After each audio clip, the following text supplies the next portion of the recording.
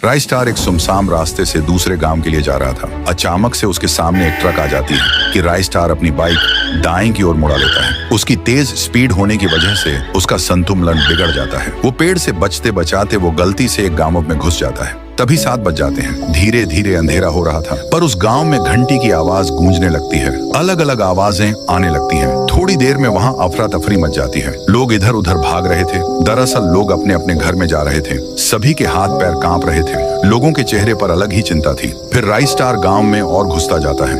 राइस्टार कुछ पल के लिए सोच में पड़ गया। सभी लोग कहाँ गए कि सामने से लाल शर्ट पहना हुआ एक आदमी बड़ी तेजी से भागते हुए राइस्टार के पास आता है और हांफते हुए कहता है, अरे भाई, इधर क्या कर रहे हो? 7:30 बजने ही वाले हैं। 5 मिनट रह गए बस। तुम शहर से आए हो लगते हो। चलो चलो मेरे घर में जल्दी, वरना वो आ जाएगी। आओ मेरे पीछे। फिर राइस्टार बिना सवाल जवाब किए उस आदमी के पीछे जाने लगता है। राइस्टार उसके सामने रुककर सवाल पूछता है, अरे भाई, ये यहाँ पर क्या हो रहा है? तुम मुझे 7:30 बजे से पहले अपने घर में क्यों लेकर आए? और ये अजीब सी घंटी की आवाज क्यों गूंज रही है? आदमी कहता है, अरे मैं पागलों जैसी बात नहीं कर रहा हूँ। इसका सच जानकर तुम्हारे रोंगटे खड़े हो जाएंगे। इस गांव में रोज 7:30 बजे एक चुड़ैल आती है जो कि लोगों को मार के उस पेड़ में लेकर जाती है। बात हो ही रही थी उसी सूखे पेड़ की जहाँ राइस्टार ने अपनी बाइक रोकी थी। तभी अचानक से उस पेड़ में से वही चुड़ैल निकलती है जिसके बारे में वह आदमी बता रहा था। राइस्टार उस चुड़ैल को देखकर दंग रह गया। बस फिर क्या था, वो चुड़ैल उन दोनों को देखकर उनके पास आने लगती है।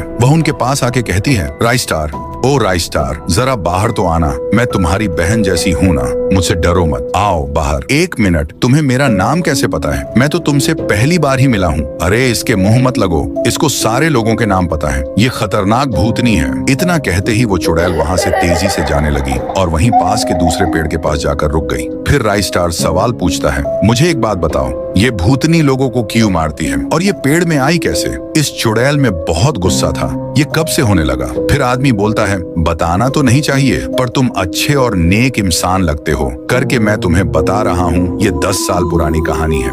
इस गांव में रहते थे गुड़िया और उसके पप्पा। उन्होंने गांव के सरपंच से पैसे लिए थे। बस इतना क्या था, सरपंच ने गुड़िया के पप्पा को उसी सूखे पेड़ पर उल्टा टांगा और गुड़िया के सामने बड़ी सी चाकू से पहले उसके पैर की चमड़ी उधेड़ दी। उसके बाद अंत में उसका सिर ही धड़ से अलग कर दिया। फिर उस क्रूर सरपंच ने गुड़िया को भी नहीं बख्शा। उसको कर्जदार की बेटी बोलकर गांव से धक्के मारा कर निकाल दिया गया और उसने भी ब्रिज से कूदकर अपनी जान ले ली। उसके बाद उसकी आत्मा उसमें से निकलकर उसी सूखे पेड़ में गई जहां पर उसके पप्पा को टांग कर मारा गया था। उसके बाद क्या था, वो एक लड़की के बदन में घुसकर वो अपनी साइकिल में बैठकर उस सरपंच को पूरे गांव में घसीटते हुए सूखे पेड़ में लेकर चली गई। उस पेड़ में सरपंच के हाथ, पैर, सिर, पेट सब उगाए थे।